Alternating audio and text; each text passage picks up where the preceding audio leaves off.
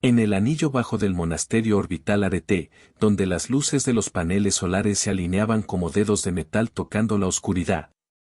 Un niño encorvado observaba los relámpagos lejanos de la flota alienígena sobre el horizonte. El niño, Elías Varela, era una figura demasiado fina para la inspección visual de los visitantes, clavículas como cuerdas tensas, manos manchadas de aceite, dedos que conocían la memoria de los circuitos mejor que la voz. Lo llamaban escualo, raquítico y hueso sin escudo en los informes de reconocimiento que los sensores humanos tuvieron que traducir de la jerga bélica de la colonia. Porque la fauna de insultos era diferente en tiempos de crisis y la risa enemiga era una herramienta más de combate. Desde lejos, la flota de los Saket brillaba como enjambres de obsidiana tallada, arcontes flotantes, paneles cristalinos que recortaban estrellas, lenguas de energía que lamían las defensas orbitales humanas sin piedad. La nave madre, un coloso bautizado por los foros de la tripulación humana como la arquitrabe por su perfil de borde sostenido, orbitaba con una suficiencia que olía a desprecio. Los satélites de vigilancia registraban sus emisiones, patrones de cifrado en capas, códigos biocentrales que el analista de la Guardia Galáctica resumió con desdén: autosuficiente, cerrado, Mosul, impenetrable. Elías no obedecía las convenciones. No hablaba en el mismo idioma que los oficiales de puente cuando explicaban probabilidades. Los esquemas tácticos en la mesa holográfica eran mapas en los que sus ojos apenas posaban y que, sin embargo, podían reabrirse en su mente como puertas. Vivía en los corredores inferiores del monasterio, donde las columnas soportaban no solo el peso físico del lugar sino también la tradición, originales del primer éxodo humano convertidos en reliquias técnicas. Placas con nombres pulidos por manos de generaciones, oquedades donde los más jóvenes aprendían a reprogramar respiradores y a recitar listas de prioridad cuando la señal se desvanecía. Había algo que los Saket no habían previsto en su análisis, que la astucia humana no venía del músculo o la masa, sino de la necesidad que convertía la miseria en ingenio. Elías no tenía más que una mochila de fibra reparada y una colección de artefactos aparentemente triviales, un dibujo de colores arrugado pegado al interior de su chaqueta. Un árbol en la tierra que ya nadie recordaba cómo ver, una placa metálica de juramento, pequeña, marcada con las iniciales de la tripulación que habían fundado el anillo. Un casco con la visera agrietada donde alguien había escrito el nombre de su madre con un marcador que se desvanecía. Esos objetos, portadores de memoria, eran el motor silencioso que moldeaba sus decisiones. Los Saket molestaban y fogoneaban. Sus transmisiones de información corta no iban dirigidas solamente a la superioridad, eran verbos de intimidación, espectaculares revelaciones de poder que sentaban como golpes secos sobre la moral humana. Míranos, dijeron sus emisiones. Tienes un escuálido al que podemos triturar y exhibir. La flota desplegaba simulaciones de lo que haría si la resistencia continuaba: aniquilar puntos de abastecimiento, reprogramar satélites civiles, convertir las antenas del monasterio en faros para la asimilación. Y en uno de los registros decodificados, con la frialdad de quien escupe palabras, se burlaron del niño: su biofirma fue analizada, su estatura, su posible fortaleza. Para ellos, el escuálido era un ejemplo de la irrelevancia humana. La respuesta de la humanidad estaba en 7 tablas digitales en la sala de guerra: recursos menguantes, rutas de evacuación imposibles, una red de resistencia que abrazaba el monasterio como una reacción química. De ese hervidero de datos emergió una decisión fría y concreta: si la guerra no podía ganarse por la fuerza, debía ganarse por la forma. No había ley escrita sobre quién debía ejecutar la maniobra que planeaban, la ley escribía apenas necesidades. En el silencio entre los respiradores y las luces de emergencia, Elías encontró su lugar no por el permiso de un oficial, sino por la invitación tácita que otorga la desesperación a los talentos que no han sido vistos. Bajo la cúpula del observatorio, donde la curadora de códigos, María Loreta Rojas, comandante no por rango sino por la precisión de su cálculo, mantenía la vigilancia. Elías pasó noches cortas descifrando la topología de la comunicación Saket. La nave madre era una fortaleza lógica.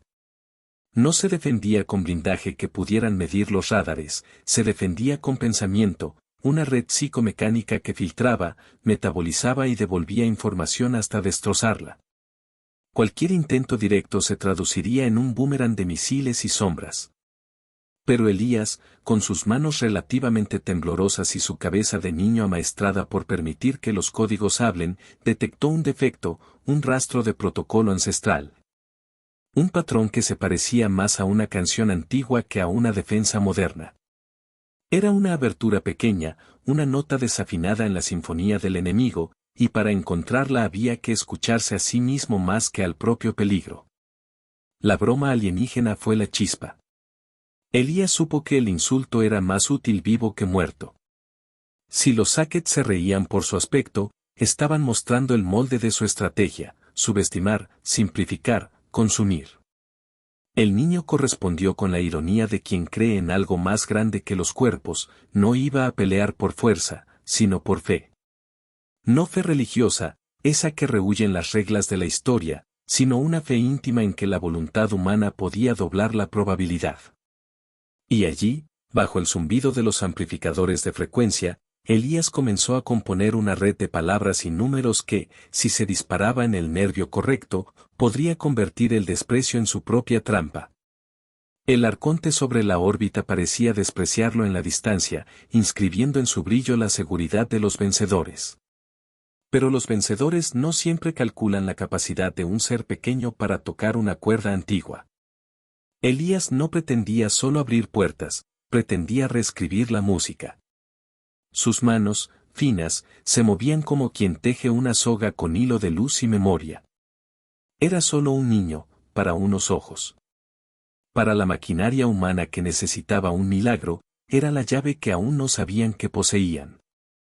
La sala de guerra del monasterio funcionaba como una alcoba de voluntades encadenadas.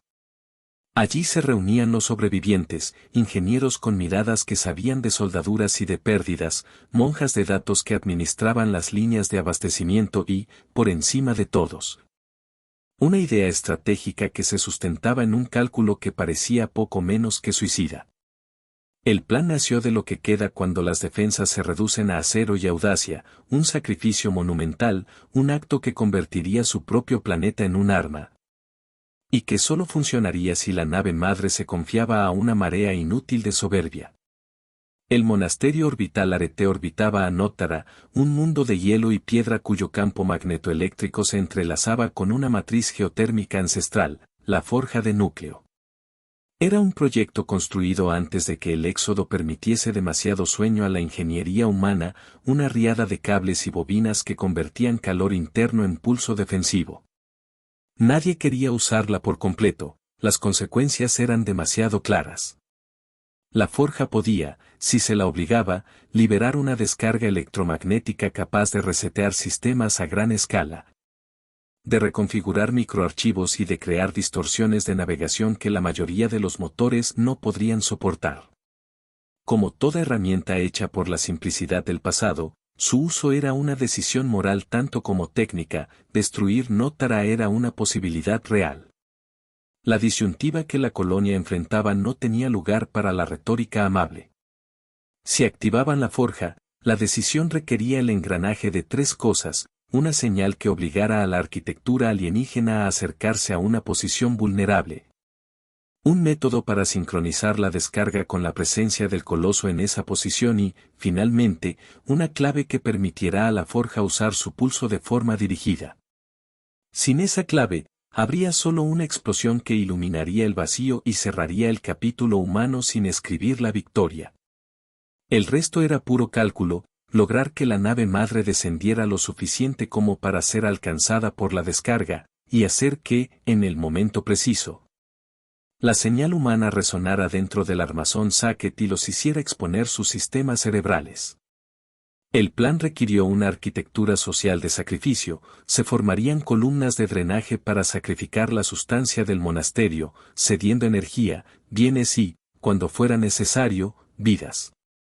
No era una conspiración de oficiales, era la decisión colectiva de quienes aún respiraban bajo su techo. Manos que habían fletado lanzaderas hace 3 generaciones ahora empujaban por la ejecución. Para algunos era una locura, para otros, la única moralía disponible. Debajo de ese manto de acero y decisión, Elías era un fragmento que debía encajar en un mecanismo que lo superaba. El niño no era un comandante. No ordenaría quemar celdas de vida ni verificaría la ruta de caída orbital como los ingenieros de puente. Su tarea sería exponer la nota desafinada que había detectado dentro del patrón Sackett.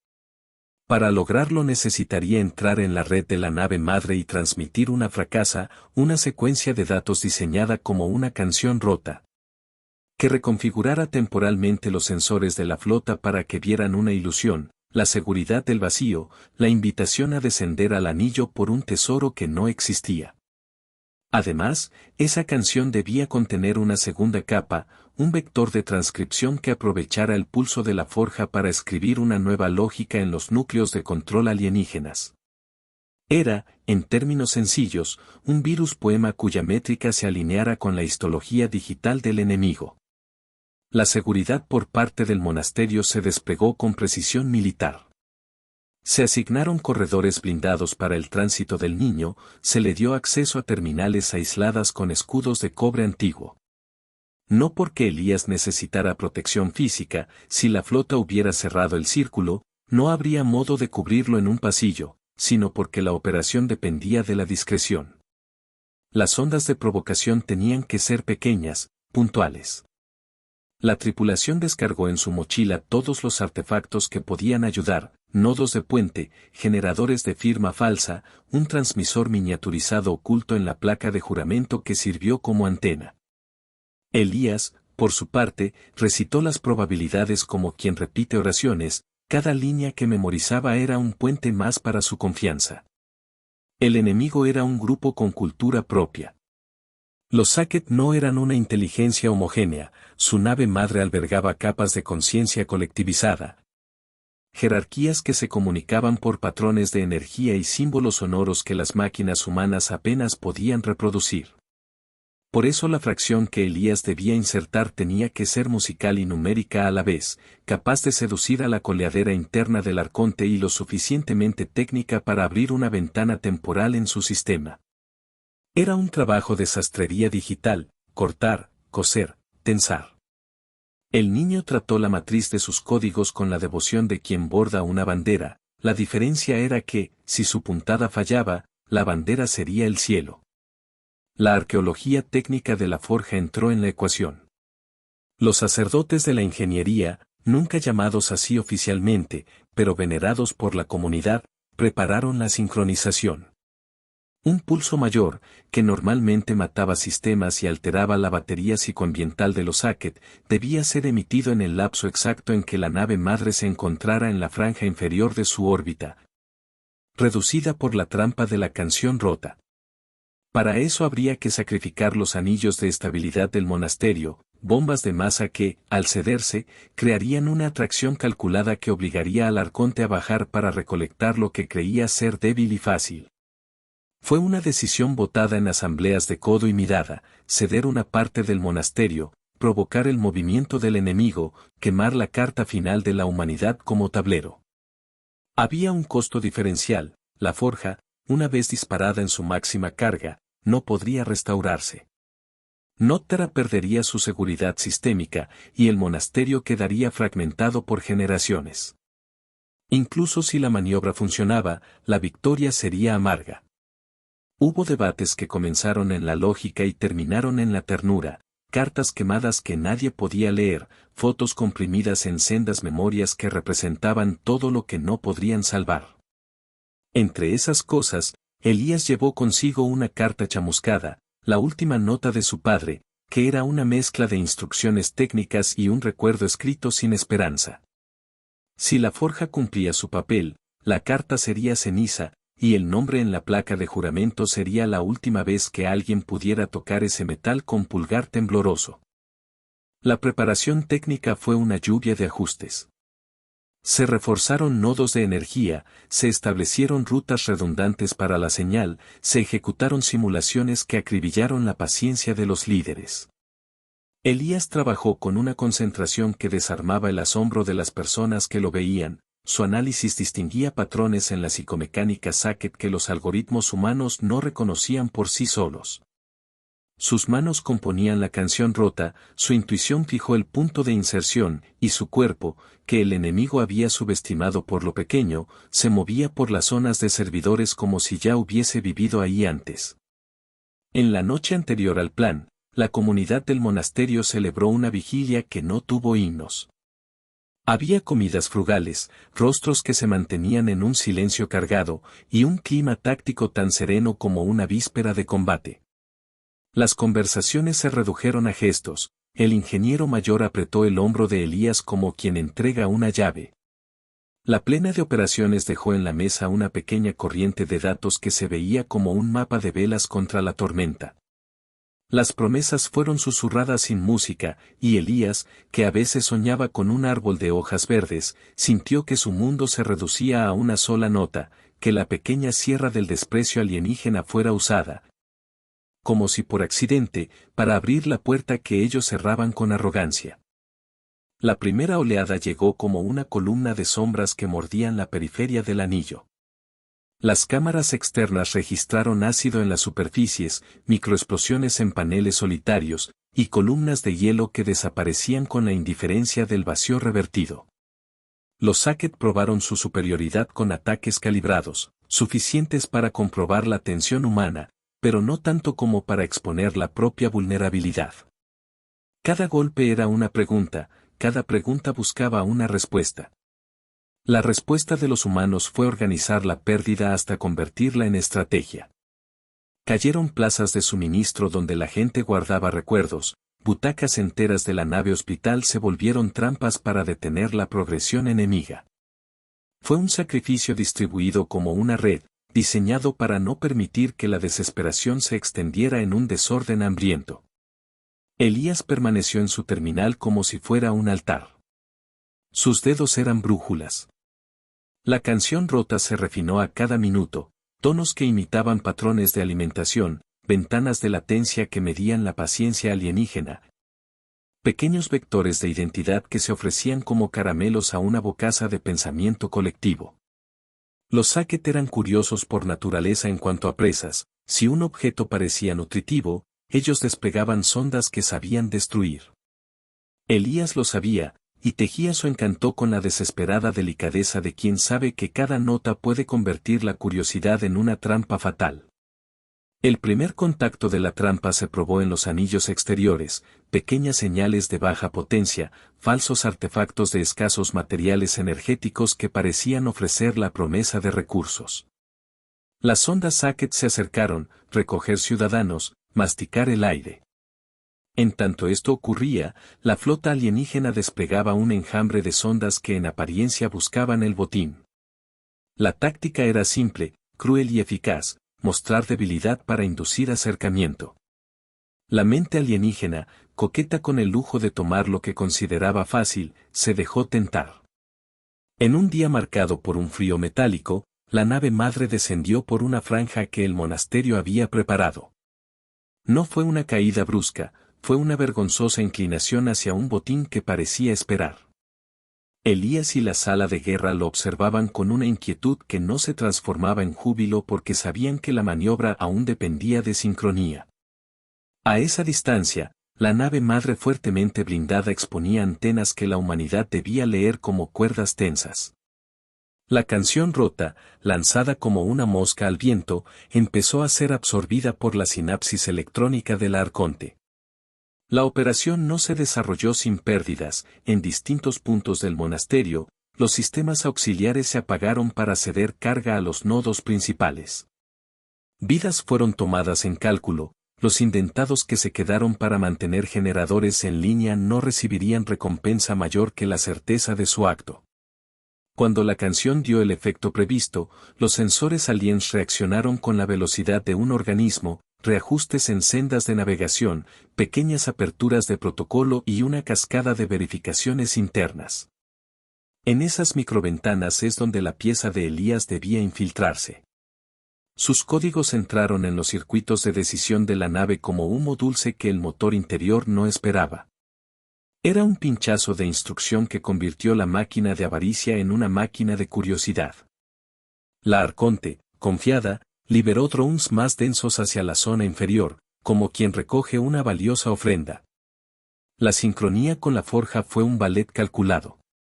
Desde la superficie, columnas de masa se desprendieron del monasterio como si fueran piezas de un complejo rompecabezas, módulos que caían para generar una irregularidad gravitatoria leve, una trampa para la nave. La forja, que había sido preparada para su mayor pulso, se cargó con una paciencia que sonaba a motor de invierno. El retumbar del planeta fue una música con un tempo de muerte, contadores que marcaban segundos y segundos convertidos en unidades de sacrificio.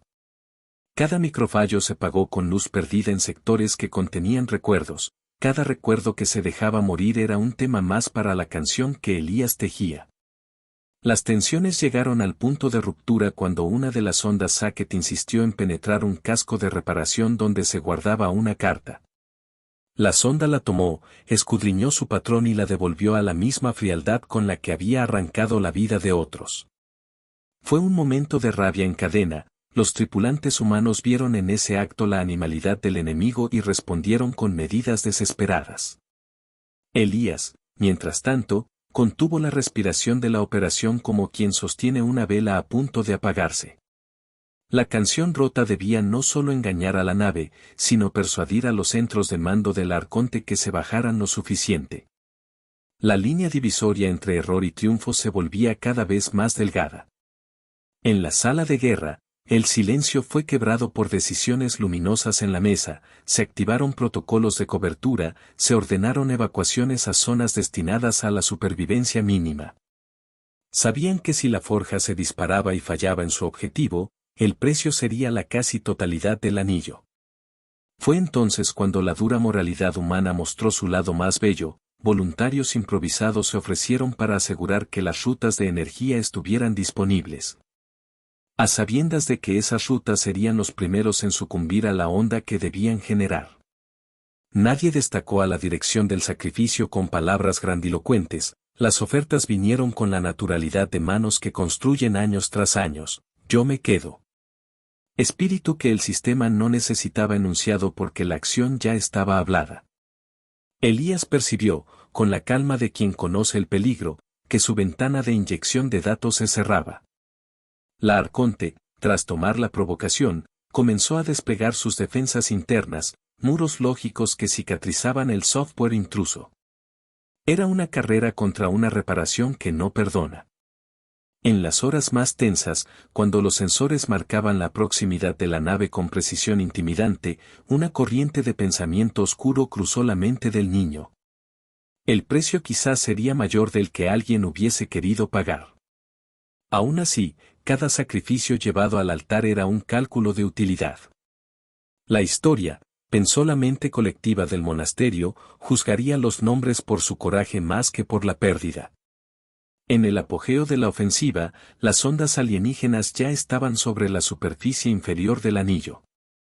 Las fuerzas humanas explotaron microcápsulas de luz que participaron en la ilusión de recursos, las ondas, ansiosas, activaron sus sistemas de extracción.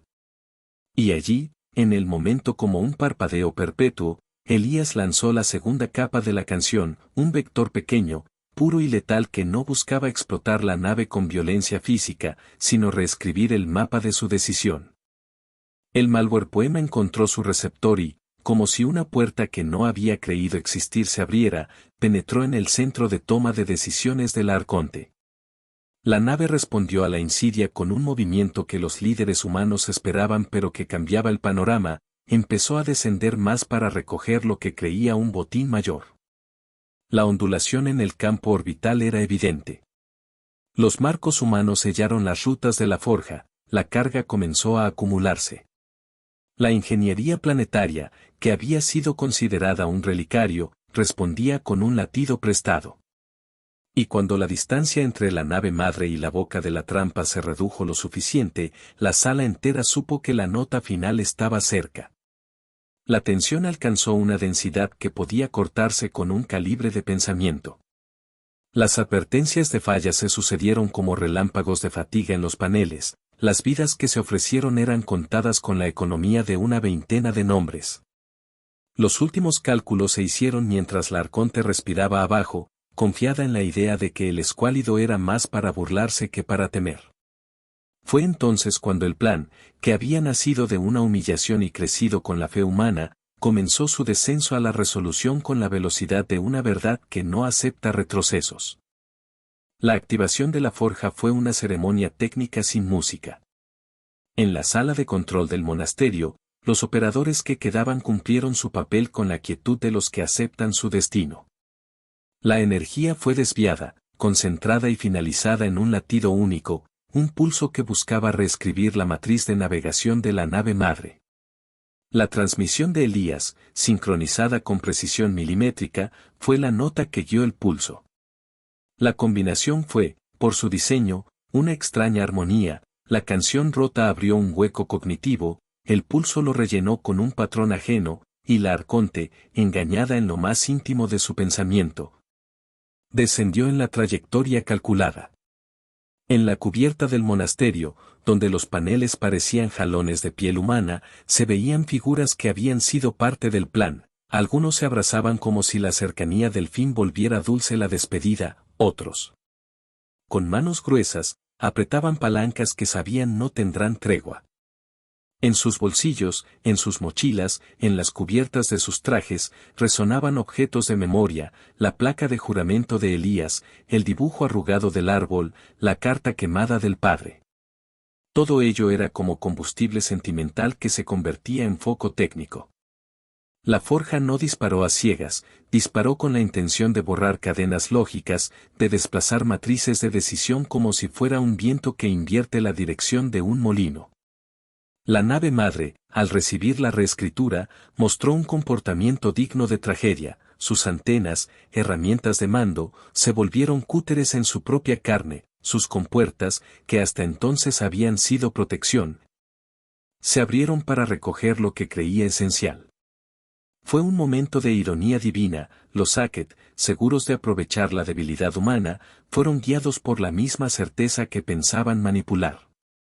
Y cuando la arconte bajó, la manipulación humana tomó su forma final, el pulso de la forja se enfocó no solo para resetear, sino para crear una distorsión de navegación localizada que actuara como un ancla gravitacional temporal. El efecto fue inmediato y feroz. La estructura central de la nave, en respuesta al pulso, empezó a experimentar fallas de sincronización masiva. Los núcleos de mando comenzaron a recibir lecturas contradictorias, sensores que antes eran la vista de su imperio, ahora se percibían a sí mismos como ecos. La arconte perdió momentáneamente su coordinación entre intensidades internas y respuesta externa. Los Saket, que se comunicaban por un tejido complejo de pulsos, vivieron una confusión colectiva que pudo verse como mareo, sus órdenes se solapaban, sus líderes quedaron aislados. Y en la oscuridad de la nave se produjo el equivalente de voces que no se escuchan. Pero la maniobra humana era un arma de doble filo. El pulso que neutralizaba a la nave también se alimentó del latido del planeta. Cada microsegundo de rizo que el arconte experimentó fue pagado con calor, la forja consumía reservas que ya no podían reponerse. La superficie de Nótara tembló con la tensión de una cuerda que se estira hasta quebrarse. El cielo sobre el monasterio se vio como una vela mecida por un huracán de energía contenida. En ese instante, la moral humana se vio puesta a prueba de un modo que ya no era estratégico sino íntimo. En la sala de control, algunos de los operadores miraron sus manos como si allí se alojara una culpabilidad nueva. Los que habían votado por el sacrificio ahora contemplaban la imagen de su planeta como un cuerpo que se ofrecía. Había lágrimas que corrieron en silencio por rostros endurecidos por la frialdad de las tácticas. Elías percibió, con la nitidez de la gente que ha visto la muerte cercana, la fragilidad de su acto, dentro de su canción había escondido la posibilidad de éxito y la certeza de ruina. Aún así, la fe que lo impulsaba no era una fe en la inmortalidad, sino en la continuidad de lo que quedaría cuando la ruina hubiera pasado. La arconte, ahora en la trampa, comenzó a girar en una órbita que la acercó al corazón de la perturbación. Los sistemas de estabilización, diseñados para una grandeza que no conocía límites, se encontraron con la imposición de un nuevo parámetro, la inestabilidad como norma. Dentro, las subrutinas de comando buscaron una salida. Los Sackett, en un balance inédito entre pánico y cálculo, trataron de recomponer la decisión. Fue en ese caos donde Elías lanzó la última inclusión, una instrucción que no solo desorientó, sino que persuadió al núcleo de integración alienígena de que su percepción de recompensa se encontraba en el centro de la estructura que les ofrecían, instando a la nave a una maniobra que la comprometía aún más. La maniobra final tuvo un costo visible casi inmediato. La estructura del monasterio respondió con la ruptura de anillos y la caída de módulos que se habían ofrecido. Explosiones contenidas, ventanas que estallaron por sobrepresión y el espectáculo de equipos que, en su seriedad, se desintegraron en actos de utilidad. Pero la apuesta humana encontró su efecto en la arcada de hierro que sostenía el arconte en su descenso. La nave, al cruzar la franja de energía que la forja había convertido en un espejo deformante, comenzó a perder integridad estructural. Paneles enteros se despegaron y flotaron como hojas arrancadas por un viento inmaterial, los escudos de energía se apagaban en secuencias que parecían rimas. Y en el punto culminante se produjo algo que no había sido planificado, pero que sorprendió a los mismos ejecutores. La arconte, debilitada por la matriz reprogramada y la presión que la forja generaba, empezó a fragmentarse. La explosión no fue un estallido esplendoroso digno de crónicas heroicas, fue una descomposición lenta y terrible en la que la nave se vio desgarrada por su propia caída. Fragmentos del arconte cayeron hacia Nótara como una lluvia de catedrales, algunos explotando en el encuentro con la atmósfera, otros estallando en silencio en la nube tóxica que ellos mismos habían generado. El humo y el plasma se mezclaron con la escarcha del planeta, generando auroras feroces que pintaron el cielo con un azul cortante y un violeta herido. La visión fue a la vez magnífica y pavorosa. La técnica humana había logrado algo que los más optimistas no esperaban, y lo había hecho con una factura que dolía en los huesos. En ese instante culminante, Elías comprendió la totalidad del precio. No había lugar para la alegría desbordada, su cuerpo tembló, no por el frío, sino por la emoción de haber traído a colación la posibilidad de un futuro a partir de la ruina. Sus manos, que habían tejido la canción rota, buscaban algo en su bolsillo, el dibujo del árbol, arrugado por tanto sostenerlo. Lo miró como quien ve a alguien que regresa de un viaje imposible. La forja, por su parte, echó su último pulso y luego se apagó, como una lámpara que ha entregado todo lo que tenía para ser útil. La destrucción del arconte fue completa en el sentido de que el núcleo de mando ya no existiría en su forma anterior. Los Sackett, dispersos en el vacío, se vieron obligados a recolectarse o a morir. El monasterio, por su parte, quedó en ruinas relativas, módulos enteros perdidos, sistemas que se habían sacrificado, vidas que no volverían. La victoria, cuando se midió, no fue la de la dominación clásica, fue una victoria cruel, que vino con el nombre de las ausencias. Pero también fue la victoria del cálculo humano, de una táctica que convirtió la burla en su propio fin. En la calma posterior al estallido, un silencio que llenó el hueco dejado por la explosión, la música de los paneles dañados era el único testigo del acto. Las comunicaciones comenzaron a restablecerse en fragmentos, voces que se mezclaban con tartamudeos de estática. Donde la devastación había sido mayor, los sobrevivientes se organizaban con la precisión de quien sabe que aún debe sostener algo, el nombre de la especie, una memoria. La oportunidad de reconstruir con la sobriedad que deja el dolor. El amanecer que siguió no fue un amanecer limpio. Sobre Nótara, el cielo mostraba un tinte opaco, como alguien que hubiese manchado su lienzo y luego intentara limpiarlo con manos temblorosas. La aurora era una corona de ceniza iluminada por restos de plasma y por la luz distante de las piezas del arconte que aún ardían en la atmósfera. La superficie del monasterio estaba desgarrada, plataformas que habían sostenido la vida ahora eran esqueleto, y los corredores que una vez olían a aceite y café humano, ahora llevaban el olor de la memoria quemada. Aún así, dentro de ese paisaje de pérdidas, la comunidad humana se movía con la escasa gracia de la supervivencia. Los cuerpos fueron contados, las heridas fueron curadas de manera somera, y las decisiones se tomaron en fracciones de segundo para asegurarse de que lo que quedaba permanecería. Había luto, por supuesto, nombres susurrados, placas de juramento que fueron colocadas enfrente de las camas vacías. El dibujo del árbol que guardaba Elías fue desempolvado y puesto encima de una consola como si fuera un estandarte infantil. La carta chamuscada del padre, ahora cenicienta en la orilla de una bandeja, fue leída por manos temblorosas que conocían su grafía. Estas cosas simples eran testamentos. Eran, también, promesas de que la historia humana persistiría a pesar de la factura. La derrota parcial de los Sackett dejó tras de sí algo más útil que cuerpos, dejó una lección.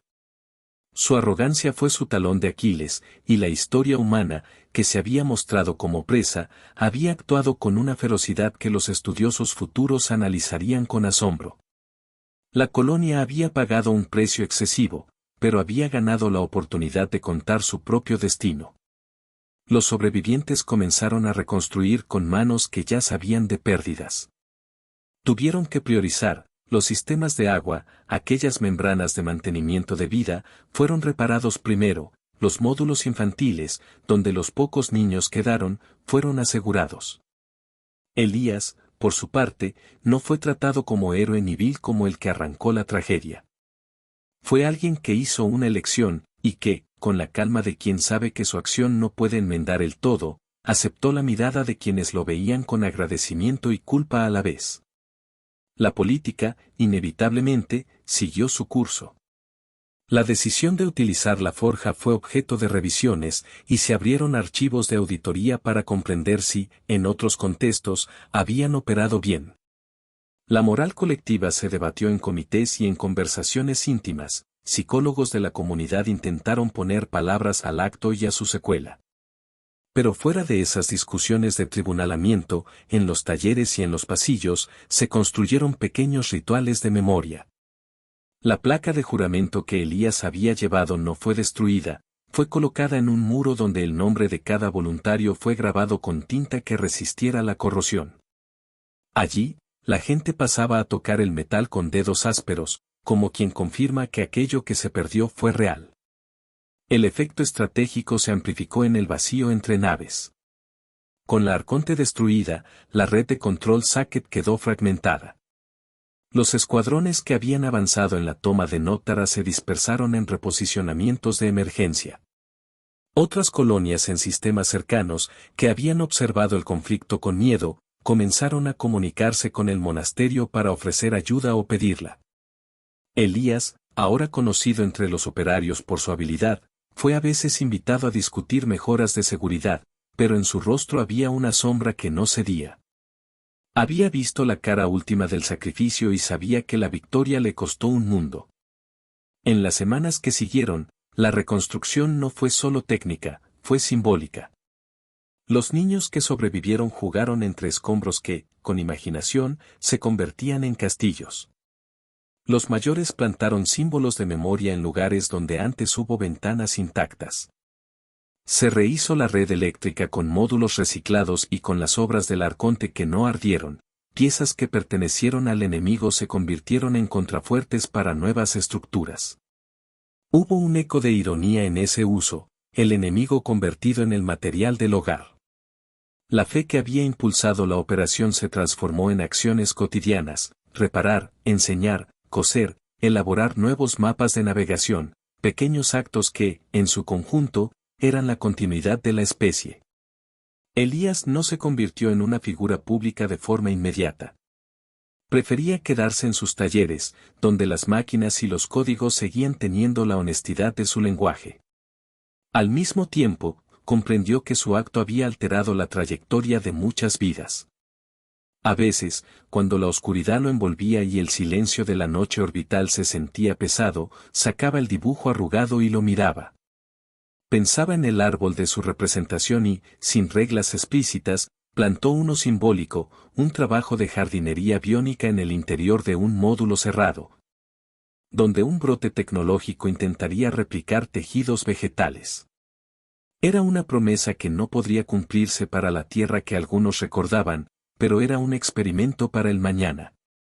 Esa acción fue una forma de fe, plantar una posibilidad en el lomo de un mundo que había sido quemado para salvar otros. El costo humano fue revisado con honestidad.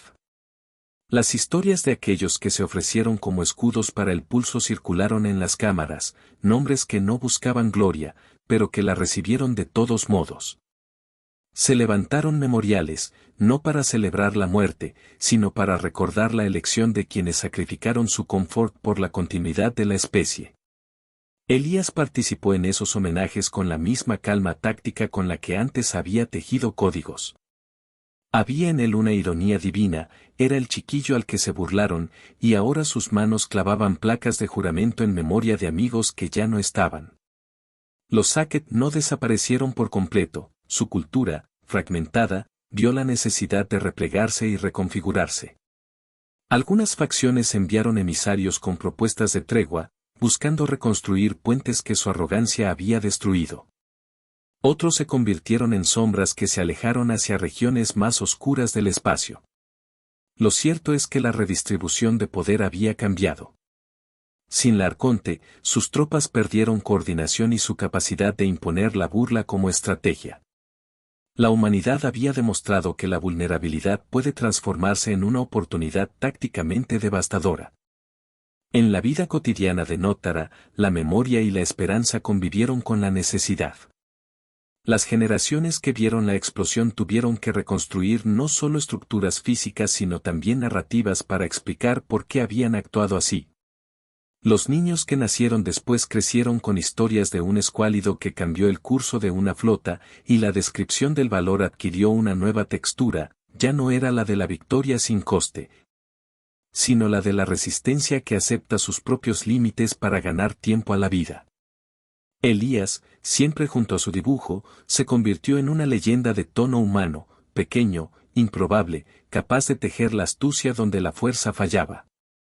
En las noches tranquilas, cuando la aurora de la ruina se reducía a leves reflejos en el metal remendado, Elías solía subirse a una cubierta y mirar la oscuridad. En su bolsillo tenía la placa de juramento, ahora pulida por manos que la reconocían. No era una pieza de vanidad, era un trozo de promesa. Entendía que la historia no estaría compuesta por victorias limpias sino por decisiones que mezclaban la temeridad con la piedad estratégica. Y en esa mezcla, creció una semilla de legado, la idea de que la humanidad no iba a ceder su futuro por el insulto de un enemigo. El tiempo, en su lento andar, fue cerrando heridas y enseñando lecciones. Los relatos de la maniobra se compartieron con tono pedagógico, análisis técnicos, advertencias éticas, manuales de emergencia. La memoria colectiva incorporó la advertencia, las herramientas ancestrales, como la forja, eran tanto salvavidas como espada, su uso debía calibrarse con sabiduría. La construcción de nuevos sistemas tuvo como objetivo no solo la eficiencia, sino la resiliencia moral, evitar que decisiones tan extremas fueran la única calle que quedase en otra hora de peligro. Y al final, cuando la luz sobre Nótara cambió de tono y la aurora adquirió un brillo más sereno, se pronunció una idea que se convertiría en canto entre quienes quedaron: la fe actúa como un faro que, aunque cueste, mantiene encendida la posibilidad de mañana. Elías, con su frágil cuerpo, siguió siendo un ejemplo de que puede lograr la persistencia de una persona cuando la comunidad le confía la última nota de su música. Y cuando el humo se disipó, solo la fe seguía en pie. Vinieron por un planeta, pero encontraron a la fe humana encendida.